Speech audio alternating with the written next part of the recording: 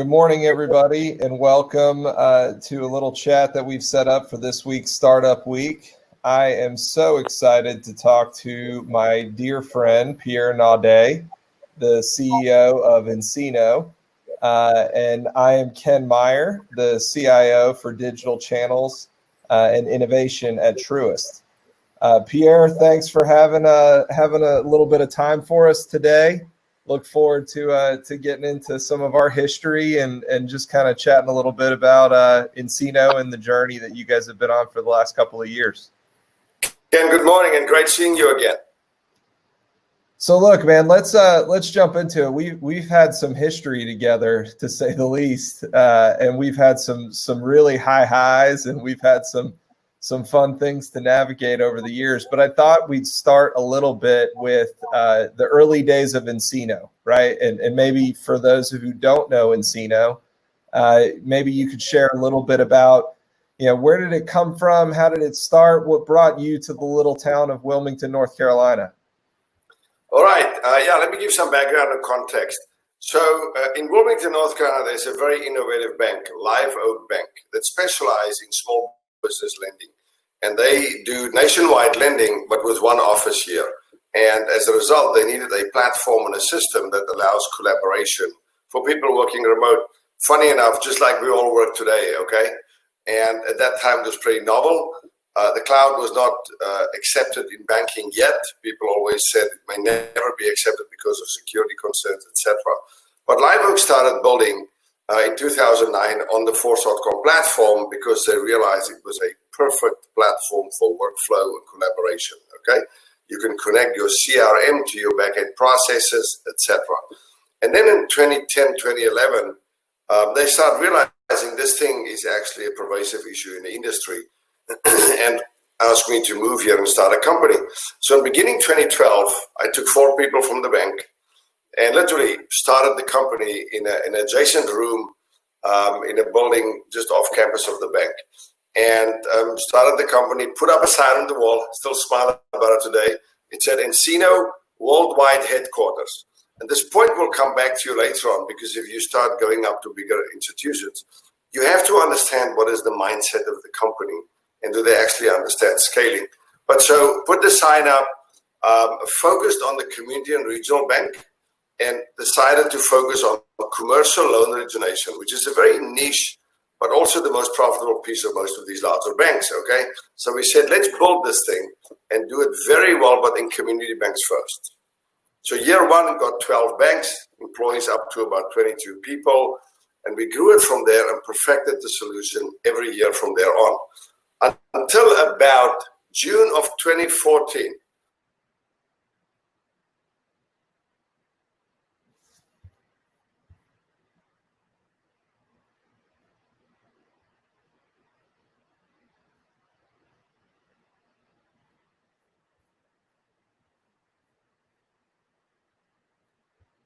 So that was the history. It was literally about 3 years into the formation of nCino, or 2.5 to 3 years, when we started talking to institutions your size, Ken. Yeah, and Pierre, I mean, let's talk a little bit about that. I mean, I laugh still to this day. I remember going into the building and seeing the worldwide headquarters sign and having some of those early conversations. I think when you and I started talking, you had probably around 50 employees at the time, and you were certainly growing. But one of the things that stood out for us, I know when we had early stage discussions, was really about your culture and the culture that you were trying to establish there at nCino. And I remember you would make comments about, Ken, I'm not trying to sell you anything that I don't already have. I don't want to be your typical software company. But you talked a lot about the core values of how you were trying to build something special there with the company. Maybe hit for me a little bit of the how did those values get established, and why were those so important at the early stage of this awesome company that you've now built? I think the first thing people have to understand is one of my board members, which is an investor into banks, okay, one time made the comment that he is contemplating moving over to software investment. And somebody else said to him, "Are you serious? You really want to do that? Because in banking, if you lie, you go to jail. In software, unfortunately, the industry has a reputation. If you don't lie, you don't make it. So people oversell all the time, okay? And I was on the receiving end of that at many companies where either I was buying software or I was an implementation specialist or a project manager, okay? So when we started this, I said, guys, sell what's on the truck, okay? Be honest with the customer. Remember what we do, although we have software in the system, it's actually business process re-engineering. We come into a bank and tell them, Ken, I think we know better how to make a commercial loan and you guys do it today. And Ken will agree somewhat that that's possible, but it's also somewhat arrogant to tell that to a bank, okay? So we had to hire the right people, and then we had to back them up and make sure that they know management stands behind them when they go and they say to bankers, look, there's a better way. We can reduce your loan closing time by 40% or whatever number they can optimize to, depending on the loan type, etc. So I realized we have to blend a consulting mindset with a great culture where sometimes banks will push back on us and how do my people have the confidence, okay? And then never lie to the customer. Tell them what you have. And in the case of SunTrust at the time, TRUIST now, what was interesting is when you start looking at scalability, so realize we've done about 50 community banks at a time. We are winning business left, right, and center. We're doing great. So as a CEO, I have to look at, do we actually take this bus? Because the school bus come by every day, and I'm the dog, and if I catch this one, what's going to happen? Okay? And so there's two main things when it comes to scalability. Actually, I'm going to address three of them. The first one is the mindset of your people. Do you have the wherewithal understanding how these big institutions work? And we were very fortunate. We started, at that time, it was a new relationship, but a close relationship with some of the biggest SIs, and in the case of SunTrust, Accenture, and say, look, we get it. We can't do this alone. Come help us, okay? That was the first thing. The second one on scalability is the breadth of the application feature function. In other words, how wide is the gap to what they need versus what you got? And be honest about it, okay? And then the third thing is volume. Can your system handle the throughput? So the first one we addressed with Accenture. The second one is we literally had Accenture do a scalability study with us, with Ken and his team, and we pumped massive volumes through that thing. And after a week, we couldn't find any degradation in the platform. I still remember it, okay? And then the final thing is we identified there were certain feature functions. I still remember it. Complex deal structures. The application contemplated deal structures up to a certain level of complexity. And SunTrust said, look, here you're weak. And I said, let me scope it, and we'll come back to you and tell you if we can do it. Because for all the entrepreneurs out there listening in today, if you stretch your company too far, you become almost like a custom dev shop for that one big customer. And you'll regret forever that you took that deal, okay? And we calculated that we can do that development in a 3 to 5 month period. And the project was going to take, anywhere from 18 months to 2 years, okay? So we felt confident. And it was amazing that we had enough functionality that when we started the project, the bank could see progress all the time. They go, wow, okay, the software is here, it works. And I think that confidence to the bank's end users, their project team, etc., is critical, so that you don't start doing heroics to actually get there, okay? So that full circle takes me back to culture. We had a very interesting hiring philosophy, and that was that we hire people with the aptitude and the attitude, but we can train them the skills. And Ken may remember this. Josh Glover, who was leading the project in the early days, who's today my head of global sales. Josh used to be a project manager, but he was a major in the special forces of the Marines. So the man is as tenacious and focused as you can get, but he only had about 3-4 years of banking and software experience. And obviously with his leadership skills, he knew what questions to ask, and he could instill the confidence.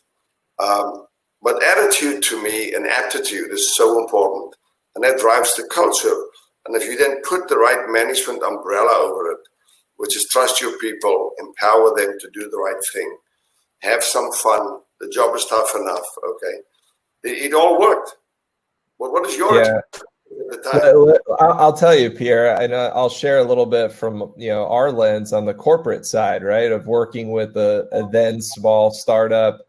Yeah, I think your points are all spot on. We were at the time we were spending a lot of money. We weren't getting what we really wanted. We wanted to transform that client experience. We were out there looking and browsing and shopping, and when we came across what you all were doing, it was like, man, these folks actually get it, right? They understand how this could come together.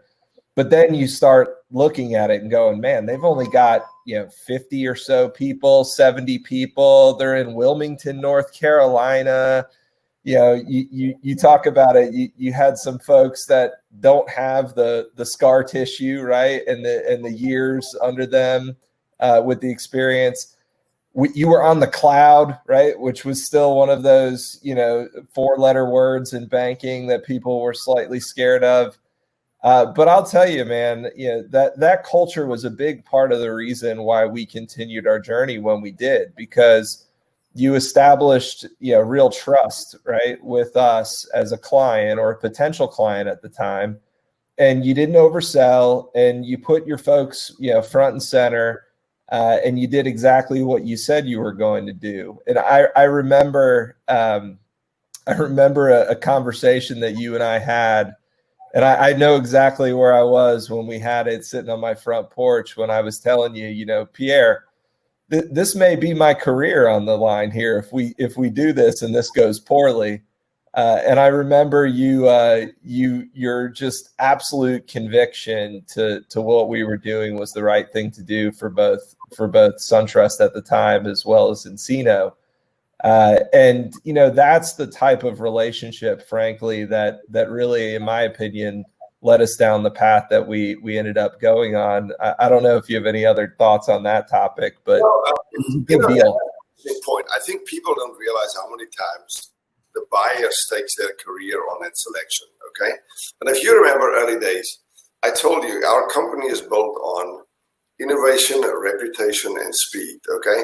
And reputation is right in the middle for the simple thing.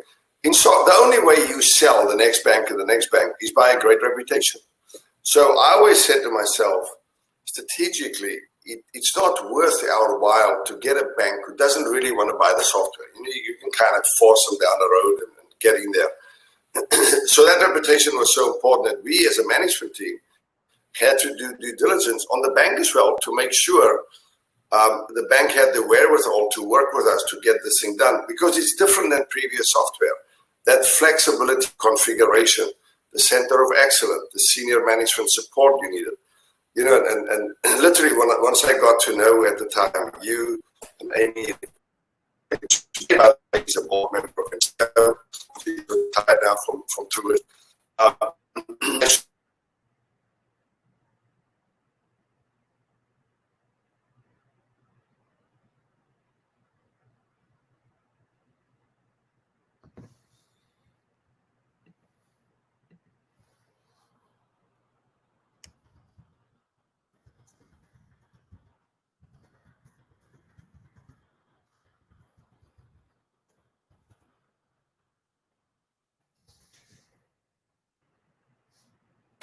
Hey, I think Pierre's having some challenges and just cut out there for a second. But as he comes back, I'll share a couple of.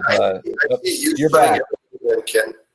I can see you spinning every now and then. I'm not sure if it's you or me, but I can see myself on the screen.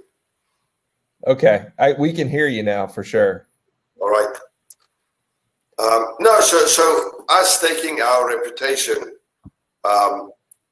was very important to us because we realized this could be a massive company, okay? And today we're a public company, and then we had those aspirations. So it was not worth our while. So I would say, as buyers out there, look at who do you partner with. Make sure you understand the strategic intent of the company.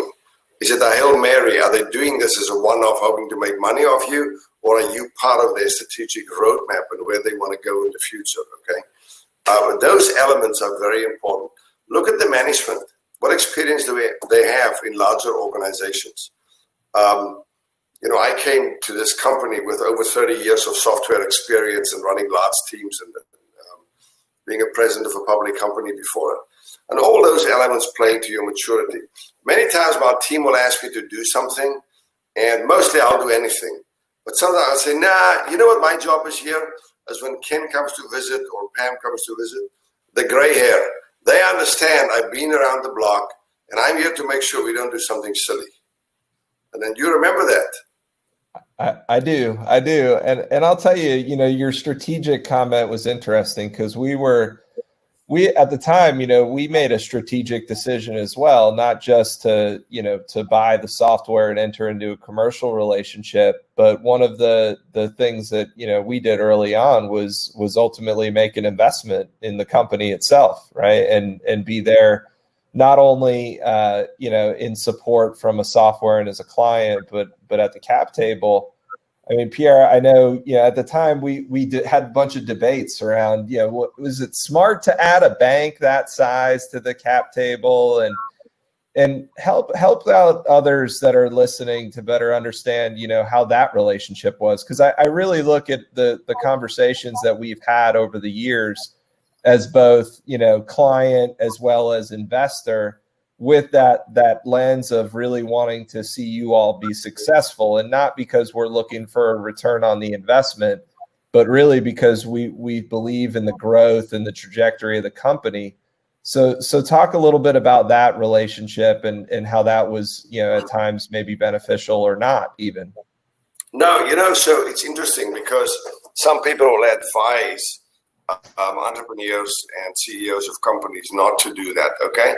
I will tell you one of the smartest things we ever did was to raise money from a small number of strategic customers. SunTrust at that time by far the most strategic, okay?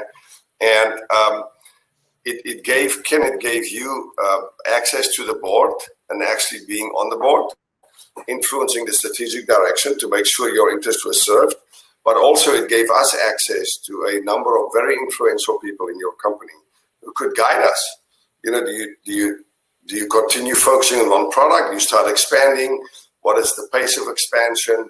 How the board could firsthand hear we're treating the project right, and the TRUIST project is going to be successful, and therefore the management team at least is doing what they say they're going to do. But then from a referenceability perspective, it was tremendous. There'll be debates. Well, the next customer, will they feel they need to invest?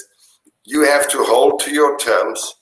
You say, no, we don't need capital right now. Don't dilute yourself more than you need to, but always raise capital when you don't need it. But then that influence and that referenceability and how TRUIST helped us to get to other banking is an interesting industry. Highly regulated. And it's the one place where competitors, because of the lack of software innovation in general in the industry, are willing to talk to each other and say, look, man, we're all in this boat together, especially if somebody is out of your region. So if you look at SunTrust at the time, they had no problem talking to bankers out of their region as non-competitors. Plus, in the end, community banks in Atlanta, Scott Encino, I always described it this way. It is a strategic advantage for a bank to adopt this kind of technology. But if you put 10 of us at a racetrack and you give us all exactly the same car, there's still going to be a winner. There are just people who's got a better propensity to execute better and utilize the software better, okay? So, and SunTrust was mature enough to understand that and said they're just going to use it and be the best they can be with the software. And it worked out fantastically. Later on, as we grew, we, of course, stayed very closely in touch, not only with senior management, but with the whole project team and the people on the front lines, to the point where they would have relationship managers meeting here locally in Wilmington. And I'll just go sit in and listen. And I will listen what they like about the software, what they don't like about the software, and then we can go and improve it. So all of that closeness was a tremendous benefit, and that was because of that investment. Do you agree with that, Ken? Yeah, no, I mean, if I look at it from our lens, I was always willing to have a chat with our competitors about the software, because in my eyes, it just would make you all that much better, right? And it was another perspective from someone else in the industry that would either help, reiterate some of the things that we were asking you all to do from a strategic roadmap perspective, or potentially even better, bring that alternative perspective that would ultimately benefit our clients in the end. So, I never saw it as a chore or something that we just had to do. We looked at it as a strategic way that we could be helpful in getting you all to continue to mature your product and your company as well. Because the reality was, and you remember this, I remember a funny story where I won't say which institution, but you asked me to speak to somebody, and I had 30 people on the phone, and they were asking a bunch of questions one year. And then it was actually at your user conference. And then the next year you said, "Hey, I need you to talk to this institution again." And I said, "That's funny. It was almost a year ago that I had this conversation," and they had 30 people on the call the second time. And I remember saying, I answered a lot of these questions about a year ago. And they said, "Yeah, well, a year ago, all those people didn't listen. And so that's why there's a whole new group of people now here having the same conversation again." So it was comical, right? Because not only did you all grow, and I watched you grow from a maturity standpoint as a company once we signed. And I remember seeing the picture, on signing day, and what a big moment that was for both of our companies. But I also think about, as you continue to work with the bigger banks, right? You had to continue to change your game along the way. And that also led to not just growth in the number of employees that you had, but talk to us a little bit about, the growth. You guys are now in 5 different countries, which makes that worldwide headquarters thing that much cooler to say out loud, right? But as you continue to mature and grow and work with bigger companies than SunTrust, now TRUIST, talk a little bit about that and how that changed, the culture of the company as well. So discipline will come out a lot here. So for instance, I'm just going to mention something for everybody on this podcast, is that if the company is building custom code to satisfy your needs, you're in trouble, because who's going to maintain it? So we have a cadence with Ken and his team. Whatever you need from us, we will put it in the product, and you have to take the upgrade, as we upgrade it every 6 months, and we do a bug fix every month, okay? And that is critical. Otherwise, you become this one-off monolith who's going to maintain it for you down the line, and the little company will charge you lots of money, plus they will get consumed by it, okay? So we learned from the banks, and then we actually build it back into the product, and then we will do the next release, and we'll upgrade the bank, and we'll continue in that cycle. And that actually took us where earlier this year, we had 14 of the top 25 banks in North America already as clients in this specific domain. The fortunate thing is, because we're on Force.com, the platform from Salesforce, we get more than 120 languages and more than 120 currencies out the box. That's why your underlying infrastructure and architecture is so important in what platform you pick. Secondly, for data residency reasons, Salesforce already in Europe, they're in the UK, Ireland, they're in Australia, they're in Japan. So as we wanted to expand, the platform support the currencies and the languages, and we just had to set up operations to begin to understand the banking industry in those different territories. Obviously, the first place we went was Canada. After that, we went to London, and then Sydney and Melbourne, Australia, and then about a year ago to Tokyo, Japan. And it's interesting. The problems are the same wherever we go. Lots of old software, lots of incumbents that stopped innovating, just maintenance on these systems. And now with digital transformation being at the forefront, accelerated by COVID, banks understand it's about the customer and how you're going to do this, how you're going to open accounts, how you're going to onboard them, and how you're going to do loans. That's the 3 main things. That's a massive effort, okay? And so we literally turned the company from being the single product-focused company, commercial origination, which came down to small business, and actually turned it into a platform, because I believe platform companies will thrive and product companies get acquired, okay? And so we turned this customer-centric platform that do three main things at the high level.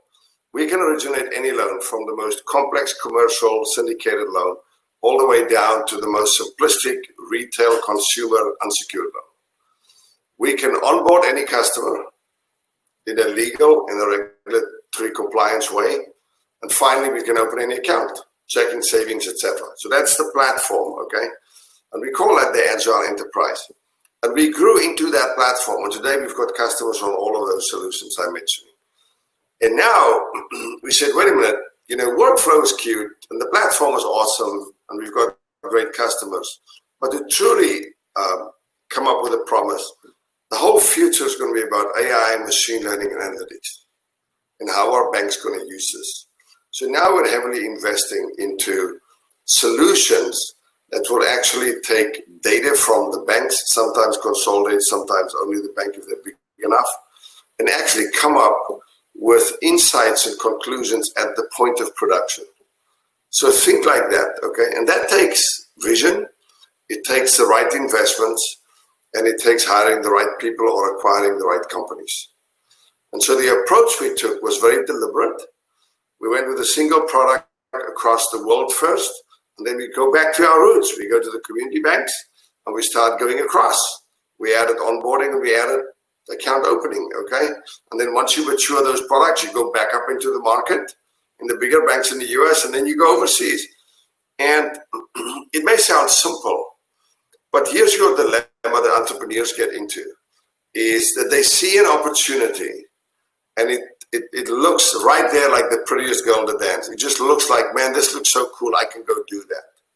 And I would urge you, stay with your strategic intent and understand exactly how you're going to scale, and don't bite off more than you can handle. And if you do that right and the market is there, Ken saw us grow. We're now over 1,000 people. We've got 7 offices in more than 5 countries. We cover Europe out of London.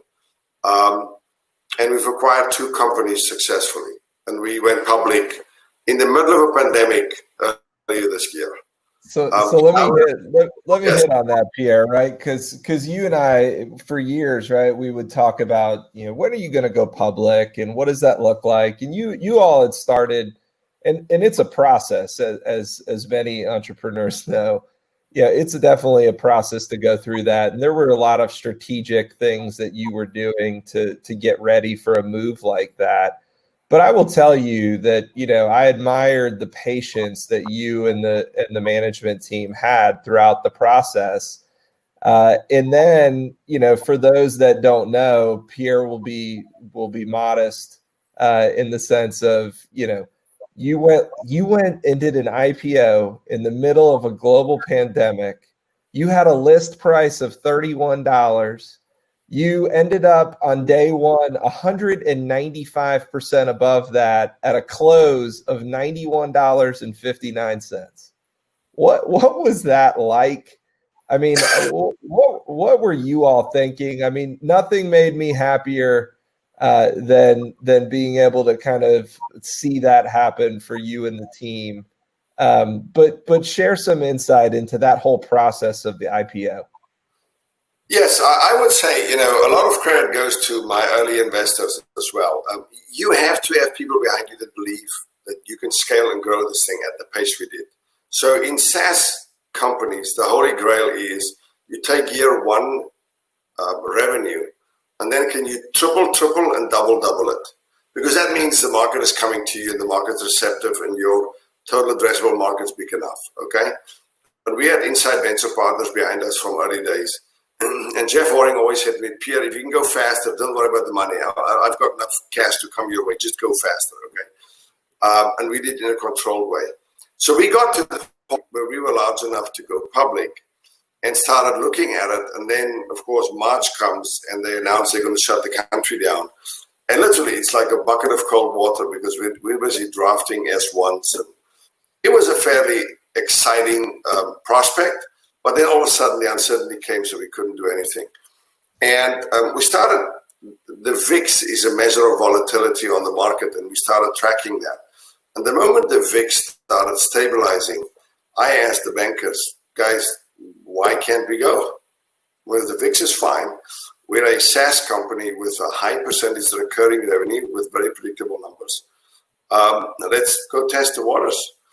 And, I had a fairly new CFO, David Rudell, a brilliant guy that we got in from the outside. And David was still finding his feet. And I kept on telling him, David, we used to say we're going to go in May. So let's go in July. You got an extra 2 months. And then we decided to go test the waters and go for it. It was a fantastic experience. Everything was remote, which was awesome because I didn't have to fly to San Francisco or the West Coast, come up to Chicago and fly all over and run around doing meetings. I could sit in one chair from my Monday to the following Monday, making the pitch to different investors. And we priced on a Tuesday night and went public on a Wednesday. Did some press interviews on the day of going public. And literally was on a live CNBC interview when the stock started trading around 71, 72. And it was a lot of fun. If I think back, you held it together pretty well, Pierre. You didn't look like you were that excited, but you definitely played it cool. I've got good people around me that train me a lot. I'm just monkey. And it was a fantastic experience. And I'm just happy for my people and the investors who believed in us. And literally the next day, called up the whole lot and said, right, guys, back to work. We've got new investors, new expectations. And I give all that credit to my team and what they've done. And it's a very focused team. And the other lesson out of this is there are 1,000 ideas every day. This whole thing is about execution, execution, execution. You can ask Ken when we started engaging with him. We had project plans. We put the people on the project. We do it. We're honest about it. Stuff goes a little bit haywire. There's a surprise here and there. We come together. I fly to Atlanta. We meet with the most senior people in the bank and say, here's what I'm going to do to mitigate the risk. And we deliver. If you continuously do that, then people will trust you and buy from you. And I think that's what you've seen. But yes, the go public was a great milestone. Very proud of it. But we've got much bigger dreams. We are on to the next thing. Yeah. So look, Pierre, let's do this. Let's take a couple of questions, and maybe we can do a little chat and wrap up before the end of the hour. But first question we had was from Suzanne Drake. Her question was, what are your suggestions for how startups and smaller companies can start building the trust needed to develop a long-term partnership with enterprise corporations? So I would say the first thing is find the problem you're going to solve that's got a real ROI. What I liked about our solution was we really addressed one of the key profit centers of the bank. And it could truly change the differentiation of the bank, not for nCino. It could change the differentiation for our customer. In other words, if they believe this and they do it right, it could change the way the bank operates, okay? So the first thing is make sure your solution addresses a real problem, okay? And every one of these big companies have massive issues with efficiency, productivity, digitization, digital transformation, etc. The second one is rather have a narrower solution and sell to 100 customers than try to boil the ocean, make a big solution and sell to 10 customers. I'll tell you why. You need market momentum when you become a presence in the market. And you can ask Ken, today if somebody says commercial loan origination or small business lending, you ask any bank in the US and they either my customer or the guy will say, I'm looking at nCino and I'm looking at some others as well. But nCino has become somewhat of a de facto standard in that specific space, okay? And then once you've established that, you use that platform to jump to new solutions, okay? But be careful to go too wide too early. In other words, get a good presence, become a player. The old GE model. You're either number one or two in the market or you're not there, okay? Now, none of us have that luxury. I'm just saying, try to become a presence in the market. Software has massive winners. Go look at Salesforce, Microsoft through the years, Oracle in databases, They have massive winners, and then the rest are a bunch of ankle biters. Okay? And I just like to be that big winner. So that's the attitude we came in with. A little bit of swagger. Well, Pierre, on that though, I think part of what established the trust for us, we talked about it earlier, it was the candor, right? It was the direct, don't pretend to be something that you're not. But if you really want a long-term partnership with broader enterprise corporations, your comment earlier, which was phenomenal, right? Around the whole concept of platform versus product. You know, to your point, the market that you were in when we first started having that discussion was very much tied to commercial loan origination, right? And you and I used to have this conversation all the time, right? You created that opportunity to look all the way around, 360 degrees, and you would talk about your vision for retail and your vision for mortgage and all of these different pieces and parts. And, you and I joked about this. I sat there the first couple of times I heard this and went, why in the world would you ever talk to me about mortgage origination right now or whatever it might have been? And, the reality is you're trying to set a vision for where you want to go. When I think about companies that I want to be engaged with and have that long-term partnership, it's not just about the product, right? I can replace your product, pretty quickly at the speed of innovation and the speed that technology, is created today. It's really about understanding what does that platform play and where are you really going to go from a platform perspective that's going to keep you relevant in the rat race of software, right? So, I think that's pretty... Because I think everyone on this call who's running a company or, is busy in product design, remember, it's not only about the vision for the sale. It's actually the vision for the architecture as your people design. So what I always had to tell them, guys, this is not a single entity. It's a multi-entity solution. What if somebody has a small business and you get the documentation from the owner, like a driver's license and a birth certificate, all the necessary stuff banks want, okay? Once you collected that once, you can't tomorrow say, well, now we're going to move to consumer. Let's go collect Ken Meyer's documentation.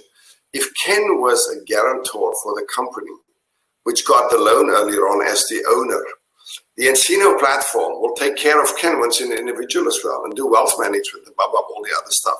So it literally had to do with the sale and the vision, understanding his expansion opportunities, and it's a platform.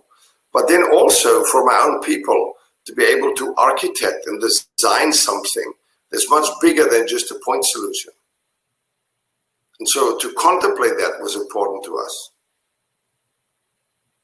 Yeah, so a couple more questions and comments coming in. So first, and I think it's a good topic to talk about, right? Which, especially in today's world, this idea of inclusive innovation and diversity, there's some comments from Rose about, there's a lot of casual things being mentioned around getting the benefit of the doubt and support. And, you being in this industry, the idea that maybe, that same level of benefit of the doubt or support wouldn't have been, given to somebody maybe of color or a female founder with similar experience or talent. I'll tell you, it's one of those things where I've seen you and how you've focused on, diversity and inclusion, Pierre. I'd love some thoughts around your thoughts about, your role in the startup community to support, those founders of color and other minority groups, to show real success stories and continue to support all folks, regardless of gender or color. Yeah, it's interesting. I'm an old white guy, and I think the software the sales comes to us. Okay, let me tell you a little bit of background because I think it's important. I came to the US when I was around 30 years old from South Africa, and I couldn't speak English. Okay, so or proper English, I was kind of taught but never spoken. I speak a different language. Here's the irony. I believe in IT, we've never had the luxury to discriminate, because there's always a shortage of good people. I mean, you know that, so that's why we've got offshoring and all this stuff going on. And so that was just ingrained in me since I was very young. Always a shortage of people. You don't even look at it, you just get them in. Number one. Number two, hire the best people you can find. So you know Trisha Price, my chief product officer, okay? Trisha Price has got an undergrad from here in North Carolina, and she's got a computer science degree, a master's in computer science from Harvard, okay? I bumped into her in San Francisco and met her and said, this is the girl I need. Hired her on the spot, moved her to Wilmington, North Carolina, and she's to this day my head of product. And because she's that, my head of engineering is Dory Weiss, okay? A female that's run all of my engineering. And that department today is over 300 people, okay? So just so you understand this, when you hire people like that purely based on their capability, they will get the respect and they will attract a lot more diversity, because it's a problem for all of us. We all need more, okay?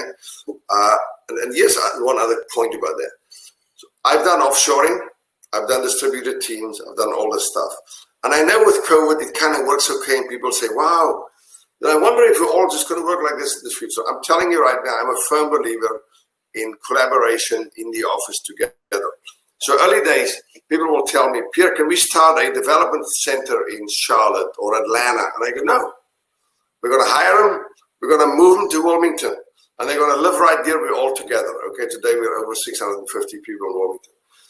And here's your great thing. When you do that, you can have a culture that's cohesive, that will actually be a sanctuary for people. They come in there in daytime and they forget about all the nonsense, whether it's politics, social media, etc., because we've got a positive, uplifting environment with a very engaged employee set that is quite diverse. It's never enough. Trust me, because in STEM disciplines, it's just a fact that there's an imbalance on men versus, male versus female, etc. But I'm telling you, we hired Trisha. She brought in some people, and some of the most brilliant people are not male. So I'm very proud of that team and what they've done. It's an initiative and so this is another thing just around your people as you think about it. I don't believe in this thing about chief people officer. You know what the chief people officer is? Me, the CEO.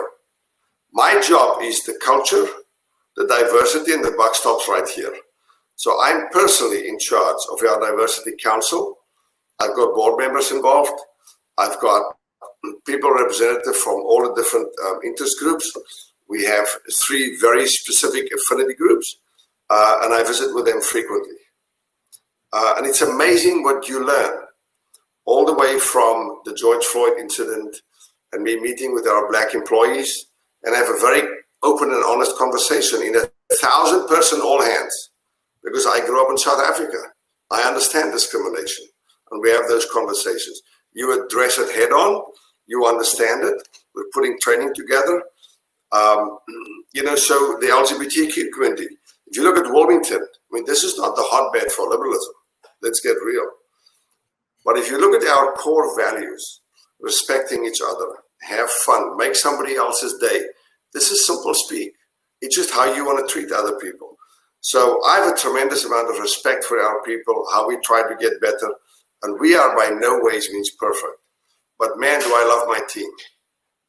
Well, I'll tell you, I've said this before, leadership matters, especially on the topic of diversity and inclusion. And I can without a doubt tell you that you all were on such a great path early days. But, Trisha coming on board, I can easily say that the world changed for you all when she did come on board. She's a phenomenal talent and a great colleague and friend, and Dory and that whole team have just done a tremendous thing for your company. So I can certainly know that you put your money where your mouth is, which is something that's refreshing, especially in today's world. You hit a little bit of this, Pierre, when you talked about distributed teams and coming together and creating that in the office type culture. what are some of the best practices that you've seen in regards to managing your teams during this kind of COVID time period itself? Look, the first thing is enable them with technology. The moment we went remote, which was middle March, we made sure everybody had the bandwidth. They had the phone plans to support them. We did not look at cost as a factor at all. We just said, look, they need whiteboarding facilities, which is remote, okay? By the way, in the meantime, we bought a company in Melbourne, Australia, as well as one in Salt Lake City. So all of a sudden, I do have some distribution of my engineering teams, okay? So we did all of that. We couldn't travel. So number one, spend on technology. Enable them to do the right thing, okay? The second one is, we early on, it's different being in a room than being remote. So your leadership teams has to learn to actually solicit feedback and continuously make sure who's in the room, who's collaborating, and then make sure, I'll say, Ken, do you have a viewpoint on this? You have to pull them into the conversations. Or maybe some people can withdraw more. And then as over the summer things eased up, we literally would take 4 or 5 people and just get them together in safe distances, but in the office. So the office opened back up, but the default workspace is at home, okay? But if you want to collaborate with 3, 4, 5 people, in a facility that can take over 600 people, we only have about 40, 50 there a day. But at least they can come in, collaborate, do some whiteboarding, and go back home. Now realize in Wilmington, the commute is 15 minutes wherever you are, okay? So it's fairly easy to do that. It's interesting, now I'm getting more requests about social integration, and I'm very careful for that. The company cannot sanction large groups, okay? But if you want to be 5, 6, 7, and you're safe, and you had a test, or you're actually secure, we would allow that. They come to the office, they can have lunch together, some social integration as well. So I will tell you, the main thing is the technology. Enable them to do that, okay? And then the other one is truly have empathy. Understand that, for instance, the first 3 months of COVID, we removed all needs to log your time or to take time off. I said, guys, I trust you. You're going to do your best. We all want to be a winning company. Just do this. Take care of your kids in the afternoon. You'll work a little bit tonight. Tomorrow morning, you'll take your kid to the doctor. Just carry on. I know that you'll find the right balance. Because people stressed around, what's the boss thinking? Am I working enough? Should I do more? Oh my gosh, the kids are there. I have my own grandchildren. I see my own daughter, what's happening there. Have that level of empathy and understanding, explain it to the people, and then let them free. They will give you more than you can ever imagine. Because they love what they do. If you hire the right people. You can feel that. I mean, you walk around the office, or now offices, plural, and the folks on your team know who you are. And not only are you showing empathy, but I think there's an authenticity to your leadership, Pierre, that is really unique to you, in how you engage with your folks on your teams. Can you share, just to kind of hit that point a little bit more around the empathy and kind of that again, back to culture and leadership, like what were some of the things in your time starting this company and moments that you remember that helped kind of shape your leadership style and kind of how you approach your culture in an empathetic way? Interestingly enough, Ken, it's got to do with life experiences. So at a young age, I was fairly successful in South Africa in IT. It was such a novel idea, these kids programming stuff and making it happen. And so the departments grew rapidly. So by the time I was 30, I managed a large group of people already. I would say I was the typical hotshot, a little bit arrogant, thought I was smarter than the rest, okay? And then yeah, exactly, And then decided to come to the US. And I had to come as a gun for hire. How do you get a green card? You come and you say, I can program. You don't come and say you can manage, okay? And I came and I was back to programming and back to system design. And the interesting thing is, when you're a gun for hire, you actually work for some of the worst and the weirdest people, okay? And you realize how not to treat people. In one place, worked pretty hard, did my best, and then I want to go to the gym, and they said, no, you're a consultant, can't go to the gym. I'm like, okay, no, that's just the way it is. And so through the years, I realized what it means to be included, show empathy, understand that you can help the people if you show them with interest in their personal life, their family, etc. What difference it makes. And so as I got older and matured, I realized that building this company is as much a psychological experiment as it is writing software and building a company, okay? And I said, I'm going to try something. What if I trust my people?